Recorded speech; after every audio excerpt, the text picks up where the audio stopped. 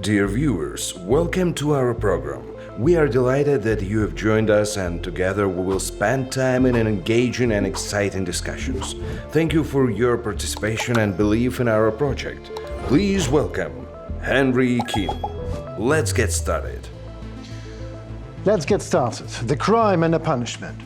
What is the crime? What is the punishment today in this world shuddered by the brutal war started by Russia? Let's discuss that in this episode of my show, Talk for More.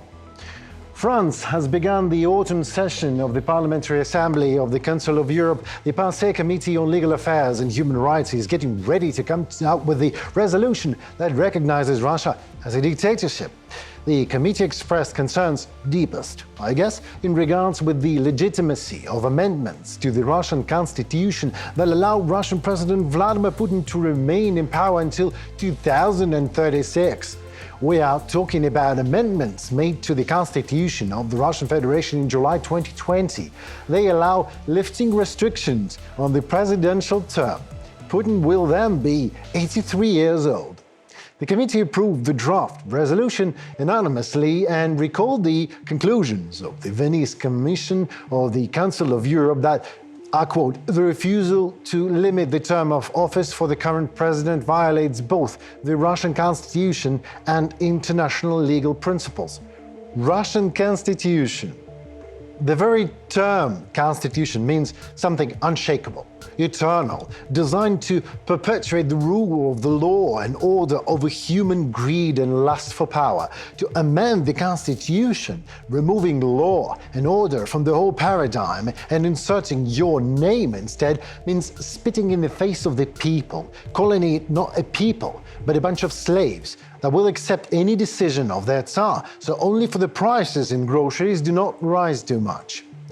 And the sanctioned Italian food, French clothes, German cars, and American smartphones, let them also somehow just magically end up in Russia, okay?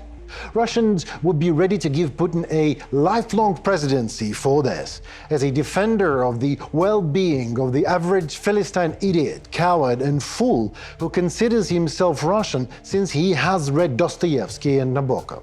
He didn't grasp a damn thing out of it, but he is so very proud of his great Russian culture. He thinks of patriotism as the need to remain silent and endure any Kremlin's usurper will. Even so, he has still 25 years of development of his own country, replacing them with national oil addiction and international isolation. So I wonder what's next. The war, of course. And of course with Ukraine, which, if compared to Russia, barely has a tenth of the resources at Russia's disposal, still developed its own technologies, from social to high-tech, and did not just buy literally everything from the West as Russia still does today. War against Ukraine, where everybody knows that the United States State Department has set up biological laboratories in which fighting geese and killer mosquitoes are bred. I'm being dead serious now. Literally, fighting geese and killer mosquitoes are a threat to Russia, amongst other wild imaginings. This is exactly how Kremlin's propaganda convinced the whole country to support Putin's suicidal campaign against Ukraine and the whole world. According to Russian propaganda, Ukrainian fighting geese are designed to fly into the air inlets of Russian fighter jets.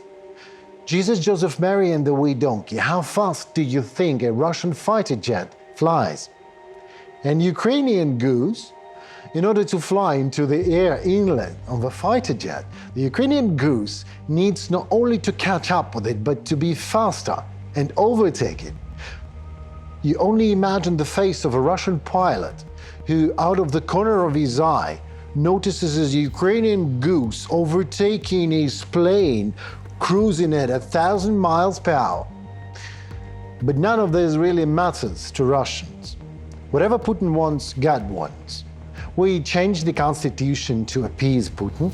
We just cross out the words "we the people" and write in Vladimir Putin. Things were not too good back then and are going seriously south in Russia today. And to fix this, says Putin, the country just needs more stability. And he just needs a little bit more power, or a lot of power, or maybe everything that is that. So he will soon go for his, fifth term, or just anoint him already for kingdom. And the Russian people, what about them? Well, what about the Russian people? The Russian people will just go and die in Ukraine as Putin wishes. After all, that is exactly what they were born for, as per any Russian Tsar's plan, Putin included.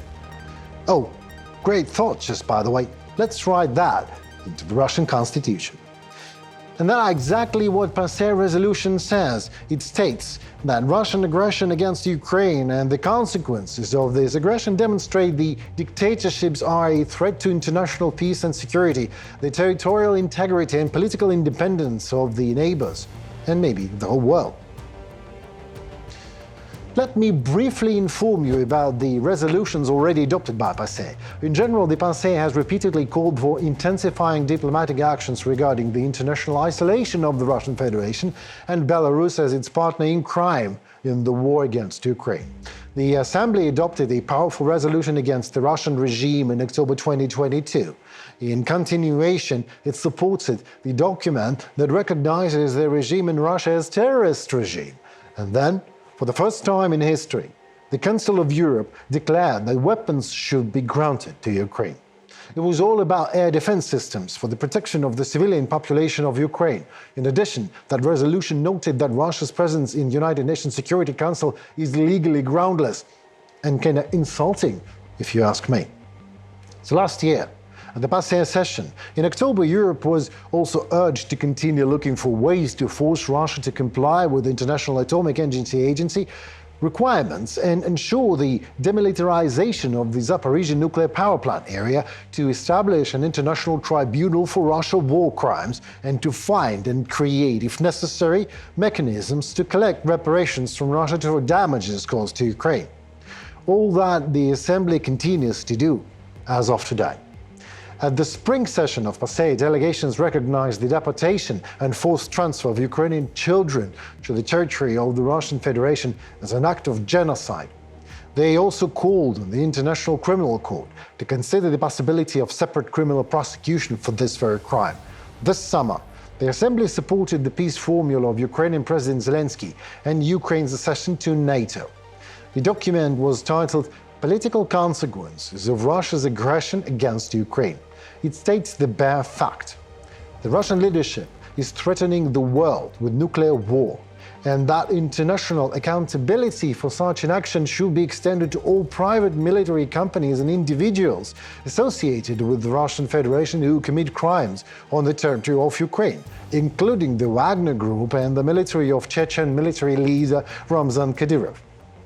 The Assembly also adopted a recommendation to the International Olympic Committee and to deprive athletes from Russia and Belarus to participate in the Olympic and Paralympic Games in Paris in 2024, even under a neutral flag. This is the matter of discussion. Let us discuss it with our guest. Let us talk about all these questions and a little bit more to our guest, Mariia Mezentseva, Member of Parliament, Ukraine, head of Ukrainian delegation to the Council of Europe Parliamentary Assembly. Hello, Mariia. Hello, good afternoon. It's great to have you with us. My first question is, what's to expect from the autumn session of Passé? Some news, maybe? Yes, for sure. We will have at least three important resolutions which will consider the respectful topic, which is the current aggression of Russia against Ukraine. We have agreed that it will be constantly updated. So currently the file will be linked to the challenges of peace and security in the subcontinent of Europe and beyond. I'm sure we can focus on the commemoration of Holodomor, the man-made starvation during the Stalin times, and many national parliaments have actually already passed resolutions, and that will be very symbolic before the 90th commemoration anniversary day to pass it currently in October. Of course, our endeavors are linked also to the vision, a new vision of the activities of the United Nations. We have to make it functional because the rules that have been existing for more than 70 years are not operational. Unfortunately, with Russia illegally having a veto power. So one of the resolutions will be focusing on amending the structures of the UN, which was already very soundly mentioned in previous resolutions. Not to forget our Dutch friends and colleagues initiative on the question whether the regime and the President Putin is actually legitimate or he's not. Well, we think he's not, and that will be recalled in the votes of another resolution focusing on the question of legitimacy of power in Russia. Of course, there will be other lined issues like civilian prisoners, deported, illegally deported children with which International Criminal Court launched a warrant against Putin and Lvova Belova. We're happy that Armenia has ratified the Rome Statute, which actually means that Putin and other gangs cannot travel unless he wants to be arrested. So these are the questions, and we're doing side event on deported children, looking for a formula how we can bring Ukrainian children back. By the way, another 19 kids were brought back home just a couple of days ago. You mentioned the very important thing, if I'm allowed to say that. You said that Ukraine thinks that Putin is illegitimate. I also think so. I agree to that. But do we, me, you, and Ukraine have enough proof to prove to the world, to the passé, that Putin's power is usurped, that he is illegitimate? Well, that's what the resolution is for. Let's see how the vote will run. I'm sure it will be supported with vast majority. Great. There is already approved by European Court of Human Rights, which is a structure of the Council of Europe. The court stated in January this year that actually the crime of aggression, the mother crime of all, the reason of all, and numerous thousands, hundreds of war crimes is the aggression planned by Putin and his nearest political and military personnel. And that's why we are also having the dimension of more than 9 years of this aggression, not talking only from February 2014. And moreover, all the previous resolutions, I think more than 8 of them are having and given evidences. Of course, there will be a debate. Of course, we will be focusing on new dimension, like, for instance, ecocide, like, for instance, man-made possible starvation, creating possible genocide of the territories in Africa, in Latin America, which is linked to food security. And that is also why we are historically talking about mass starvation in the 20th century. More or less clear, a lot of questions, but my next question is, let's say PASE actually recognizes Russia as a dictatorship state. So what? What does this mean for the international political arena players? Would it have any difference? Well, that sends a clear sign that actually the elections that are coming shortly in Russia, the presidential elections, can also be doubted. Whether we are having any hope for democracy, that's a big question mark, because some are trying to divide good Russians, bad Russians. We see that this is a country which is already being called, including by the PACE resolution, a terrorist state. Indeed. Also having such terrorist organizations like Kadyrov Group and Wagner, which is operational beyond Russia in Africa, extracting local natural resources, creating fake elections by using guns, etc. Therefore, it influences actually the security in the whole world. After sanctions, Russia is tightened up, like in a jail, for its economy, for its exports, for the lack of chips for its rockets, for the lack of high technology, but they're still exporting to India and China. We will also talk about economic effect for that, and you make always question what's the meaning of all these resolutions, but they start a very huge process of recalling it in very concrete sanctions list, in very concrete economic sanctions, and that what is really painful. That is what really can make an effort on decreasing the level of aggression. So I think you are making a great job. I mean, and Ukrainian diplomacy is getting stronger as a result of the war. What is the role of Ukrainian diplomacy looks like there at the side in Strasbourg? I would say, I'm dealing with Strasbourg, Council of Europe. There's also European Parliament seat. Okay. So basically, we vote in Kiev for Ukrainian Parliament. Same goes to European Parliament. They vote in Strasbourg. Committees are held in Brussels. So I can say for both of these institutions, which are very long-lasting ones, I haven't seen such high support for Ukraine within the last 14 years, which I've spent there since my graduation.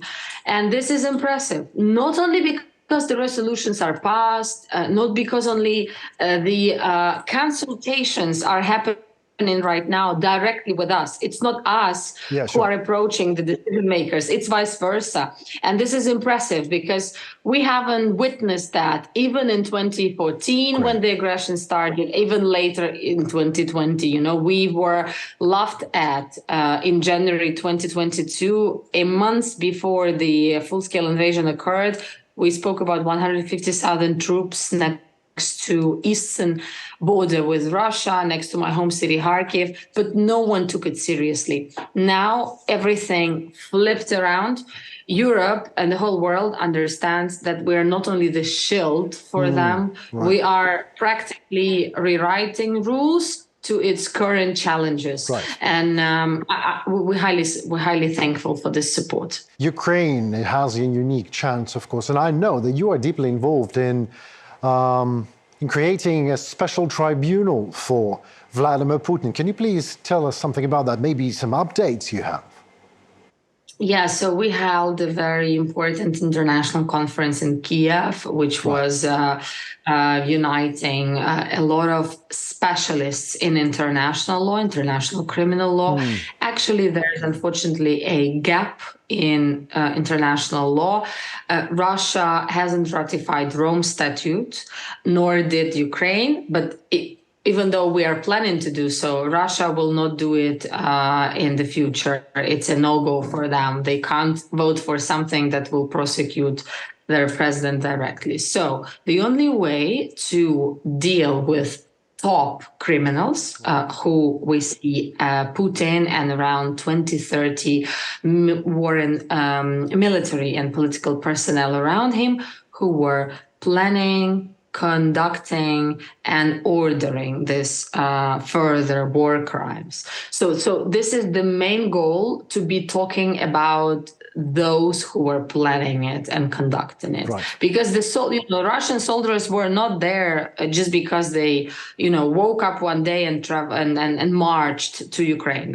They were ordered to do so. But it's not only them who would be responsible for war crimes, but top leadership as well. That's why we view a need for international or special tribunal as an international agreement, which can be signed by any member state on the planet. It was numerously supported and was born as an idea in the Council of Europe Parliamentary Assembly, supported by the OSCE Parliamentary Assembly, NATO Parliamentary Assembly, most importantly supported as one point of peace plan of President Zelensky in January in General Assembly by 141 vote.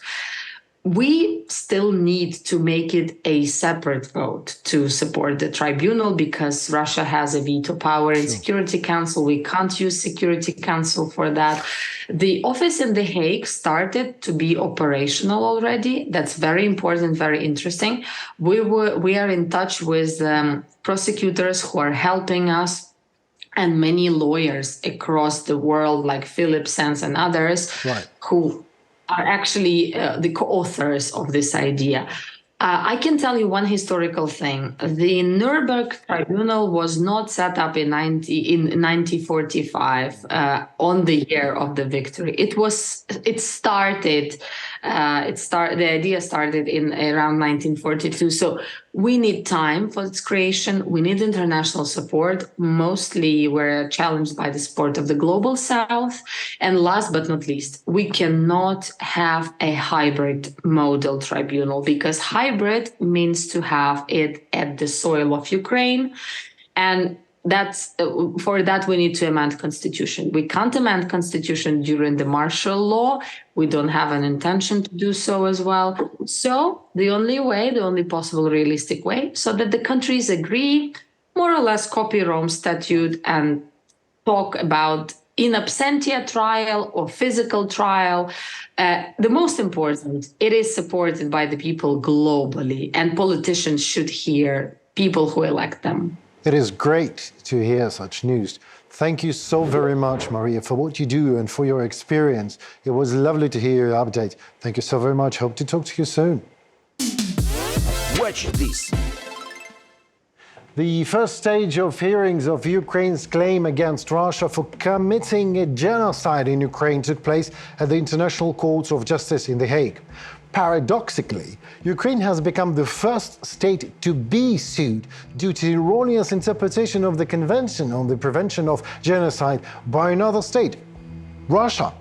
Putin sued Ukraine for what he calls a genocide against the Russian-speaking population. Can you imagine that? And uses that as one of the justifications for attacking Ukraine. Kyiv responded by immediately appealing to the International Court of Justice in The Hague already on the third day of full-scale invasion. Well, first, the Ukrainian side categorically states the obvious: there was no genocide on its territory, and President Vladimir Putin's reasons for invading Ukraine are all about lies, fake and wild imaginings that are quite typical for elderly dictators. Secondly, Kyiv is asking the High Court to establish that Russia has no legal grounds to take any measures on the territory of Ukraine whatsoever, also for any attempt of the punishment for alleged genocide. Thirdly, the Ukrainian side itself accuses the Russian Federation of planning acts of genocide in Ukraine and claims that Russia deliberately murdered representatives of Ukrainian nationality and inflict serious injuries on them. In support of Ukraine, 32 more states joined the cause. Thus, paradoxically as it is, the UN International Court of Justice has become a place where official representatives of two warring countries are present in the same very room. Representative of the Ukrainian Foreign Ministry Anton Korinevich and representative of the Russian Foreign Minister Gennady Kuzmin are separated only by a 2-meter passage covered with a blue carpet with a yellow-blue pattern. So far, the hearings were not about the essence of the case as such, but about whether UN court could even consider such a situation. And at this stage, Russia was busy denying the accusations, of course. The representative of the Kremlin tried to prove that, from a legal point of view, the UN court does not have jurisdiction to consider Ukraine's claim. The first stage lasted almost 3 weeks and consisted of the reading of the arguments. Lawyers and international law experts have already called this case as a landmark. They say that Ukraine is trying to hold Russia accountable for starting the war, despite the absurd fact that the Russian Federation still has the right of veto in the UN Security Council. It is difficult to predict how long the trial may take. Moscow will obviously try to delay it in every possible way.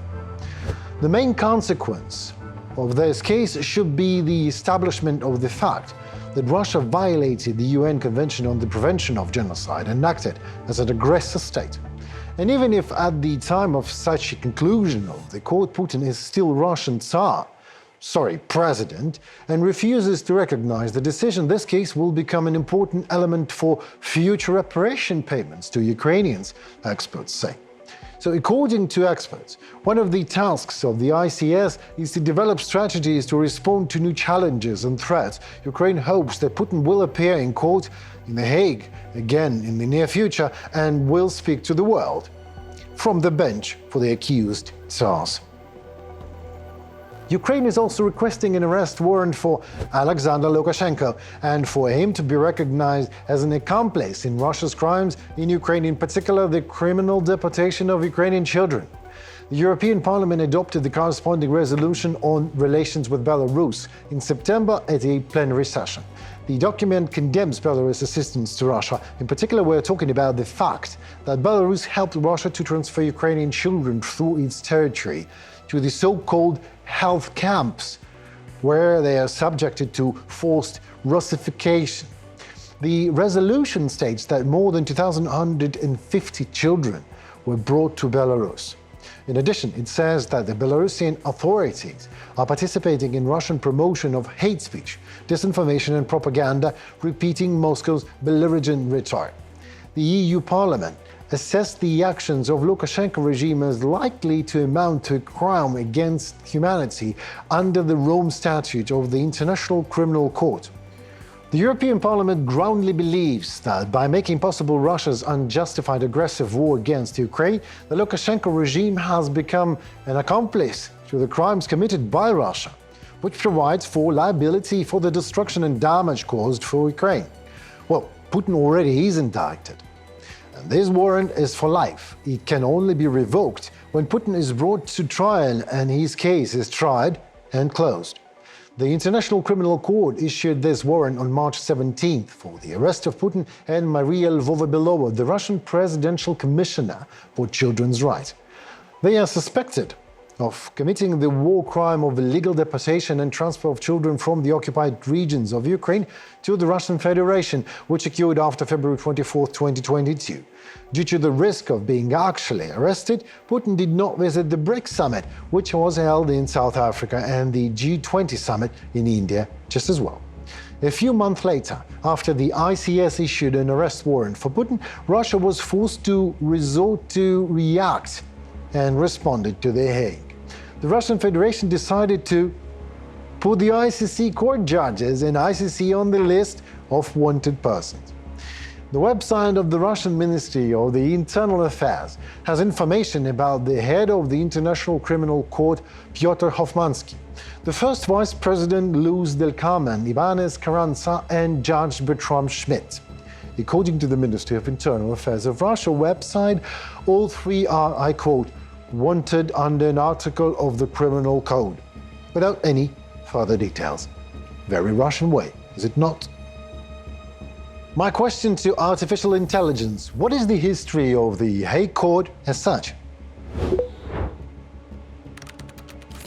The Hague Court, officially known as the International Court of Justice, has a history rooted in the development of methods for the peaceful resolution of international disputes. Here's a brief overview of its history. Origins: in the Hague Conferences, the idea for the creation of an international court to arbitrate international disputes first arose during the various conferences that produced the Hague Conventions in the late 19th and early 20th centuries. These conferences aimed to establish rules for the conduct of warfare and promote international cooperation. Jurisdiction and role: the ICJ has a general jurisdiction and is open to states for resolving various types of disputes, including territorial, treaty, and human rights disputes. It plays a crucial role in promoting the rule of law and maintaining international peace and security. In summary, the history of the Hague Court, or the International Court of Justice, is closely tied to the pursuit of peaceful conflict resolution and the establishment of legal mechanisms to address international disputes, with its roots dating back to the early 20th century and its formal creation in 1945 under the UN Charter. Certainly. An interesting and not very artificial answer. Let's discuss it with our next guest. Hello, Mr. Smith. Hello. Hi. It's nice to have you back. Hello, Henry, and you must stop calling me Mr. Smith. Why? It makes me feel old. It's Cormac. I'm so sorry, Cormac. Hi. Hi again. Please give my warm regards to Mr. Smith. He just left. So, please let me be straightforward. So, Ukraine and its partners are looking for different ways to bring Russia and Putin to justice. I mean, the International Criminal Court has issued an arrest warrant for Putin, so Putin is indicted. And Ukraine and the world are also working on creating a special tribunal. Any of these mechanisms will really be able to fulfill the ultimate goal to punish Putin, do you think? Look, Henry, I think we have to be realistic. Myself, yourself, and so many of my Ukrainian friends dream of the day that we bring Putin and the likes of the Belarusian president and his other cronies to The Hague. It is very, very unlikely to happen. There is an arrest warrant for Putin. I think it's very, very unlikely that he is going to travel to any countries where that arrest warrant is likely to be executed. I really, for almost 20 months now, I've been drawing the parallels between Putin and Hitler and between what's happening now with what happened in the Second World War. When the Second World War broke out, the old League of Nations was pretty useless. There was no negotiating with Hitler. The Second World War could only be brought to a conclusion with the absolute defeat of Germany. The difference is, and I think every sane person realizes, we are never going to invade Russia. That defeated Hitler and that defeated Napoleon. So I don't ever see a sensible option of invading Russia. But most certainly, the only successful conclusion that I see to this war is the absolute military defeat of Russia in Ukraine. Ukraine's borders returned to 1991, and then security guarantees, which I think should be membership of the EU and NATO, secured soon after that for Ukraine going forward. When we look then at punishment for Russia, I'm afraid we must look at increasingly harsh sanctions. It is absolutely, and I'm going to choose my words carefully, despicable and disgusting what FIFA did yesterday, allowing Russia back into international football competition. In terms of punishment, the only way we can punish Russia is by making Russia a pariah. If Putin is brought to justice, and if Putin meets a bad end, which he may do, it can only be at the hands of his own people, the Russian people. It is ultimately the Russian people who must stand up and take responsibility for what they are doing in Ukraine and what is being done in their name in Ukraine. NATO or Ukraine or anybody else is never going to invade Russia to capture Putin and his cronies. So we really are left with the only option to be military defeat of Russia in Ukraine, followed by sanctions, etc. Yeah, well, you just said the very proper word, they are doing in Ukraine. That means like a collective responsibility for the nation. But do you think this is ever going to happen in Russia? Do you think they will, all of a sudden just say, what are we doing? We're murdering people. We're killing people. We're destroying, devastating the whole state. For what? Because Putin told us so. Do you think this is still Henry, pardon me, yes. Go ahead. Well, Henry, I was going to say, you know the answer to this better than I do, because Absolutely. you grew up, as I understand it, in the last days of the Soviet Union, and you come from a country which is a neighbor of Putin and Russia, and you understand better than any of us in the West. I've certainly been working to understand since 2016. But you understand better than any of us in the West what Russia is really about. And it was when I lived among Ukrainians and met many folk from the Baltics also that I really started to learn what Russia is all about. So look, what I would say, A student of history as I am, a observation from history. The Russian people, it can never be said, have any great tradition of thirsting after freedom or democracy. What the Russian people have always thirsted after has been a strong leader. And this, to my view, goes back for centuries. If we look at the Ukrainian example, or indeed the example in the Baltics, we have a very, very different tradition coming from the people up, coming from society and the ground up. So, is that going to change among the Russian people? Are there any good Russians? There must be. Must be, yeah. There absolutely must be. And we know that there are, dissidents like, I'm thinking of the Garry Kasparov, who is somebody who I follow and admire very much, who is obviously a dissident and a voice of reason from the Russian community. And there are many others. But we also know, and you'll correct me, you may be better on the latest figures, but in the region of 4 out of 5 Russians in every poll that is carried out consistently support Putin and support the war against Russia. And look, I'm going to be very visceral about this.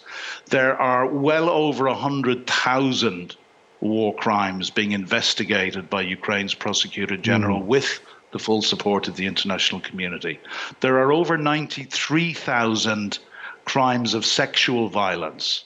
We're talking about the rape not just of women, but of children and babies. The most horrendous, despicable, barbaric acts being carried out. These are not being carried out by Putin or his cronies in the Kremlin. These are being carried out by Russian citizens who happen to be members of the armed forces. So there's something very sick. And, as a student of history, we know that the Russian hordes raped over 2 million European women between 1944 and 1945 on their way through Poland and the east of Germany into the final downfall of Berlin and so forth. So this would appear to be a pattern of barbarism which is deeply embedded in the Russian people. But do I think the Russian people can change? At the age of 60, I want to believe the very best in humanity.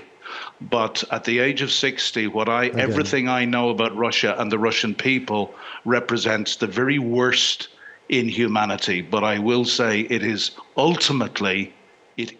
the Russian people who must see the light and who must change. And if Putin is going to be brought down, he can be defeated outside Russia, and that alone may be sufficient for the Russian people to turn against him. I think it will be. The question was, what can President Alexander Lukashenko expect? Would he share the Putin's fate? But I will just pass this question, because obviously he would have to. The next question I would like to ask you, Cormac, how much evidence of unjustified criminal aggression of Russia has Ukraine already provided? Or better said, are we having enough? Do we have enough proof to undoubtedly make the world and the International Criminal Court and all the institutions and all of the systems all over the poor old globe would finally believe that while FIFA lets soccer players play, the genocide is carried out in the center of the Europe? We have enough evidence to prove that? I believe we have. We have from day one, the office of the prosecutor general, and I think it's a woman at the moment, but his or her team have been carrying out the most incredible work under the most horrific conditions of recovering bodies, dismembered bodies, bodies of women, children, men who had been sexually abused, tortured, etc., and documenting this in forensic detail. We know, and I don't have the latest figure, but there's well over 100,000 war crimes currently have been documented and are being investigated. 93,000 crimes of sexual violence alone. And to an extent, this may be the tip of the iceberg, because we estimate that the Ukrainian armed forces have recaptured about half of the land that Russia occupied since February 2022. But what we do know, in every single settlement that the Ukrainian armed forces liberate, they find the exact same systematic pattern of abuse, of murder, of torture, of rape, of looting, etc., that was found in Bucha, and Bucha was broadcast around the world, as were there those images. But we've kind of stopped because the news has moved on, and it's people like you and me who are reminded of it on a daily basis. But I think people need to understand that absolute barbarism, like you and I read in our history books. You know, I was in the Imperial War Museum with a guest on the weekend who's a great historian who was visiting from the States, and I said, look, every war in history I have read about in my history books at a university, I have heard about in the news. It's been distant. This one for me, though I'm sitting comfortably in London, is personal because I have friends going through it every day, and that makes it very, very visceral. And to people like you, Henry, you know people who are going through this every day. And I grew up thinking our world was getting better and better. You know, at the time when I was at university, the Second World War, something like that would never happen again. And people believe that it can never happen again, but it is happening. And it will get worse. And the cost of appeasement, the cost of freezing the war or doing a deal with Putin is not going to end well for any of us. Oh, yeah, absolutely. How can we convince people of this? How can we convince more people of this, Henry? Well, thank you for questioning me. I have the same question. And I mean, I just returned from New York about a week ago. I was there on the United Nations Security Council. And how can Russia be presiding over it? How can these people in very high chairs telling the world that they just don't have the mechanisms and the systems to stop it, no leverage? I mean, what it takes to stand up and walk out of the room. Do you need like a special legal counsel to have a piece of advice on that? If you're sitting on a table with an international thug at large that kills people and abducts children, what else do you need, for God's sake, to say, no, I'm not going to talk to you. I'm not going to help you presiding over Jesus, Joseph, Mary, and the wee donkey, the Security Council of the United Nations. And I don't know how to answer your question, Cormac. Really, what I can, I'm doing what I can. I'm talking about it. I am trying to explain it to people. But I've met people on the streets, like I was talking to people on the streets, not like high chair politicians. And I've asked them, do you know anything about Ukraine? I said, Ukraine, is that Russia? Bated breath. Yeah. I mean, really? Yeah. No, it's not. That. But I mean, how can you explain that much to people who is that ignorant? So let me pass to my next question. Can an ordinary Ukrainian help and supply to the evidence base that is already gathered to help prove the Russian crime? What can we do? What can you suggest, maybe? Well, look, I think it is ordinary Ukrainians who are working on a day-to-day basis, giving evidence to the office, to the team of the Prosecutor General and the people who are supporting the war crimes. So obviously the testimony of ordinary Ukrainian people who have seen these crimes, whether it's a missile strike on a shopping center or a school or a hospital, or whether it's the combination of rapes and murder of a family whose house is broken into, or whatever it is. Obviously, the Ukrainian people. But I really wonder: is there anything that the Ukrainian people need to do that they are not already doing? Exactly. The Ukrainian people, and it's not just the Ukrainian armed forces, because this is a citizen army. This is a volunteer army, unlike Russia's army made up of conscripts and criminals and very few professionals. This is a citizen army that has risen up. We were hearing before the war broke out for months and months the percentage of Ukrainian people who would be willing to take up arms to defend their country, and it was phenomenally high compared to any other country. We were hearing about the percentage of Ukrainian citizens who are willing to would be willing to resist in any other way. And it looks like that was not bluff. What we've seen over the last 20 months, the Ukrainian people have been absolutely magnificent. It was von Clausewitz, the great, I believe, Prussian general of the 19th century and great military strategist, who set out that there were three elements you needed to win a war. There was the political element, i.e., the government had to be firm. There was obviously the armed forces, your Air Force, your Navy, your army had to be in well, but none of this would work if the people weren't on side. And in Ukraine, I don't think we have seen a greater tripartite unity between those three elements of the state, the armed forces, the government, and the people who are the people who both the armed forces and the government come out of.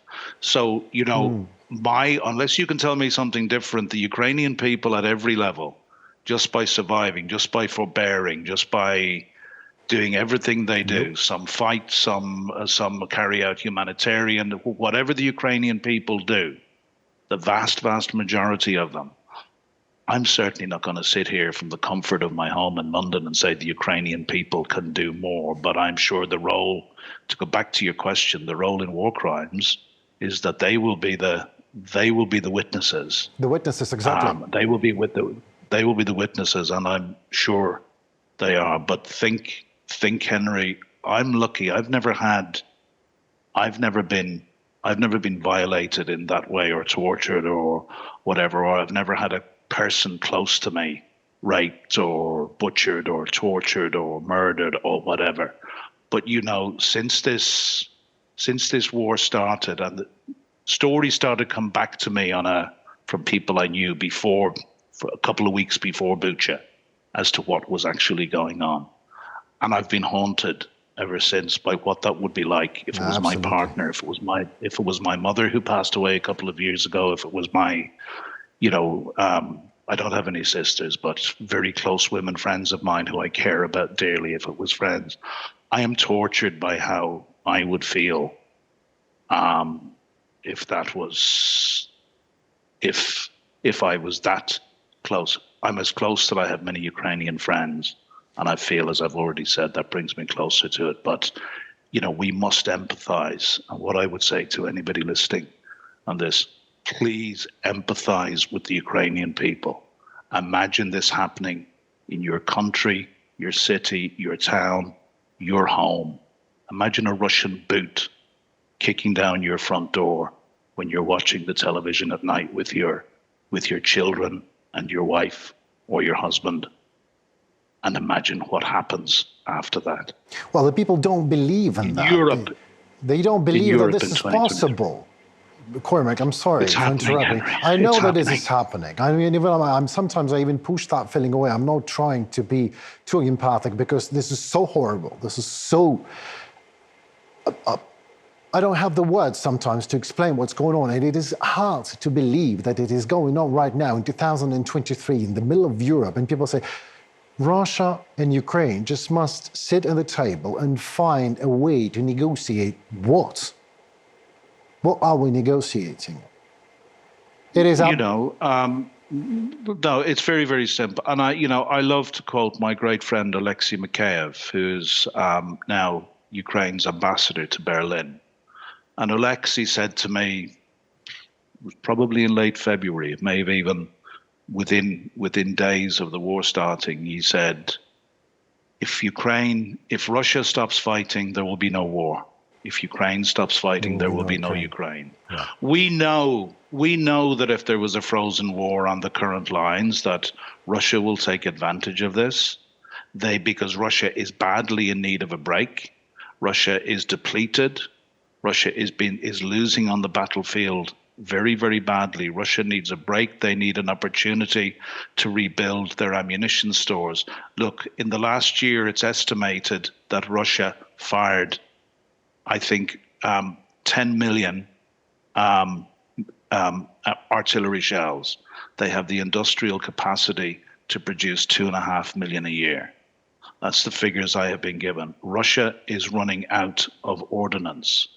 That's why they're scrabbling to tin pot dictators like North Korea and Iran to try and get weapons from these people. Russia desperately needs. We know that and please correct me if there's one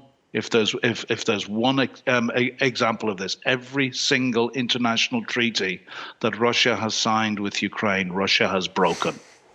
I can't. Yes, including, of course, the Budapest Memorandum. That's the fact. It's a bare fact. We know Russia. We know Russia.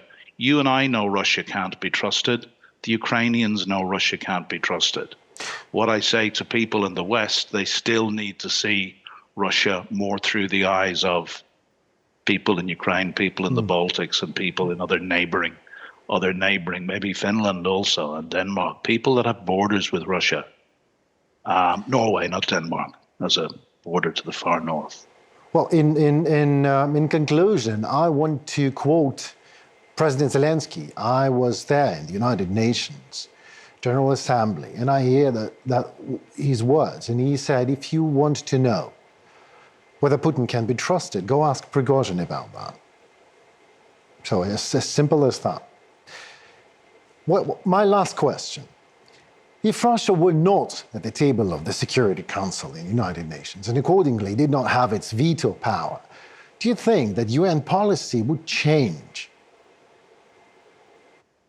I think it would be, and I qualify this. I did not put myself forward as an expert on UN procedure.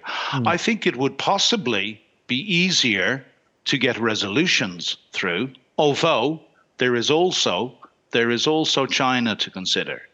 And how would China vote on resolutions that were injurious to the Russian Federation? Now, we do know that China is kind of sitting on the fence at the moment and is not going all in with their, is it a no limits friendship or a no limits partnership they talk about? Because the one thing we know is that the one way of restraining China is showing absolute strength in Ukraine, but China, along with other despots, are watching very carefully how much resolve the West has. So, I think, to get back to your question, I think removing Russia would make resolutions easier. But what does the United Nations actually do in the security sphere beyond resolutions? I don't know. And it seems clear to me that the United Nations is or has become, but certainly is at the moment, toothless. Can I make a point about the United Nations? Because I thought about this.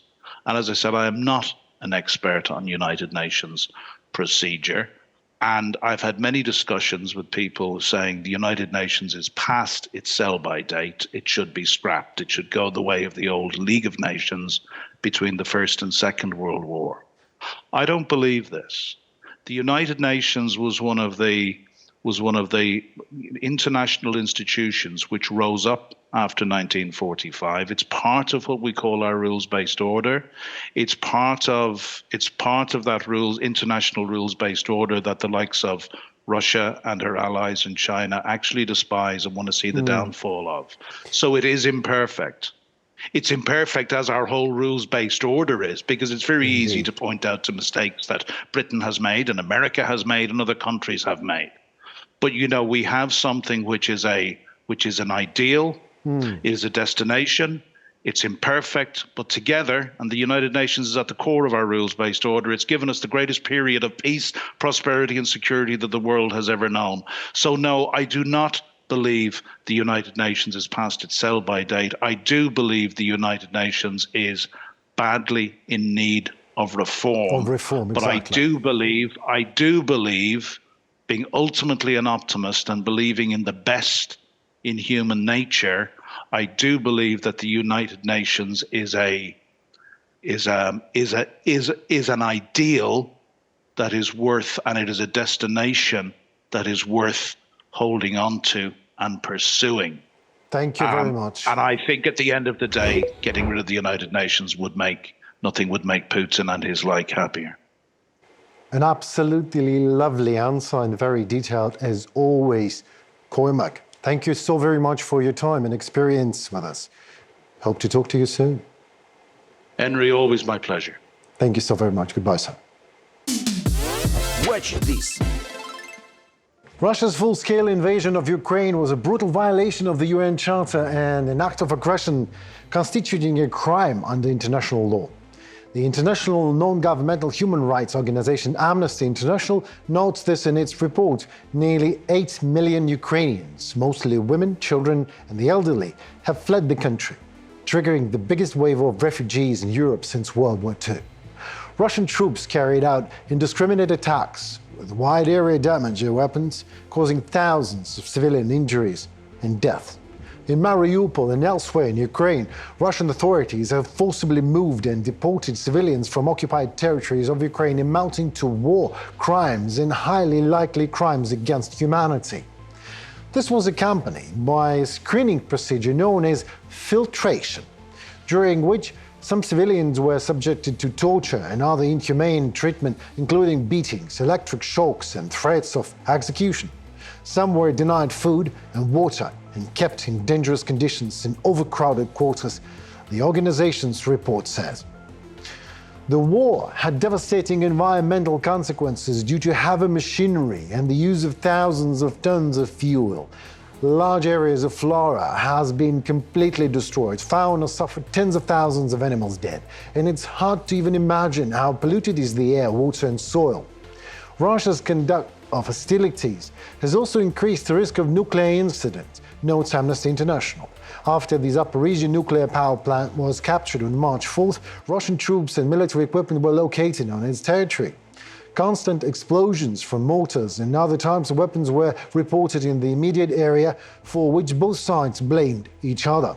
According to preliminary estimates, about 7 million have been displaced within the country, the document says. The organization also condemned the illegal elections held in Russia in the occupied territories. A senior researcher at the international crisis group Human Rights Watch and Amnesty International said that holding pseudo-elections in the occupied territories of Ukraine in 2023 is another way for Russia to attract additional segments of the population to illegal activities. Russia's actions were also sharply condemned at the recent UN General Assembly. US President Joe Biden called Russia's actions towards Ukraine unacceptable, to say the least. He emphasized that such fundamental principles as sovereignty, territorial integrity, and human rights must remain unshakable. Russia alone bears responsibility for this war.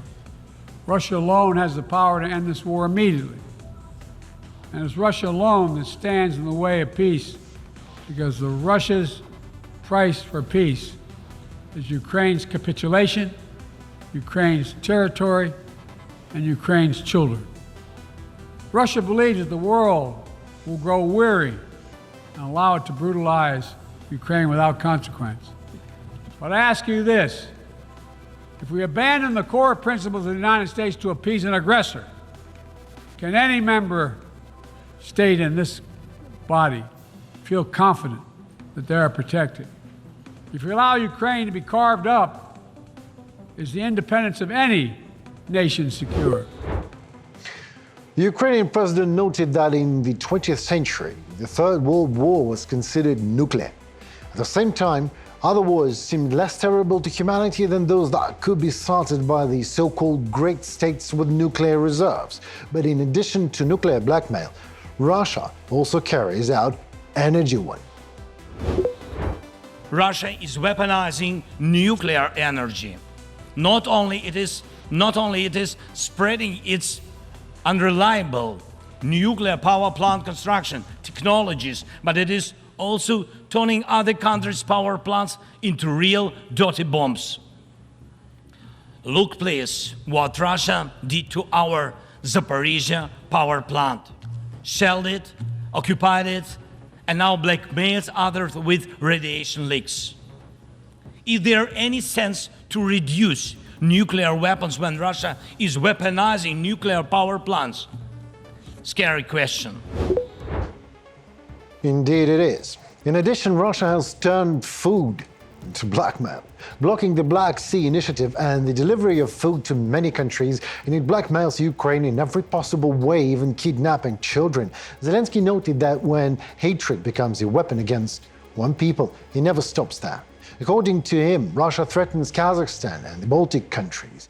He stressed that if Russia succeeds in its goal of taking over Ukraine, many seats in the General Assembly chamber will be empty then. Zelensky added that he was aware of attempts to make shadow agreements behind the scenes. Regarding the Russian invasion of Ukraine, he emphasized that evil cannot be trusted or negotiated. Ask Prigozhin whether Putin's promises are worth trusting, Zelensky said. I just returned from New York last week. I've been in United Nations General Assembly headquarters. I've seen Zelensky speaking to the whole world, and I remember what he said about Putin. He said, if you really want to know if Putin can be trusted, go and ask Prigozhin about that. Thank you so very much for your time. Hope to see you very soon.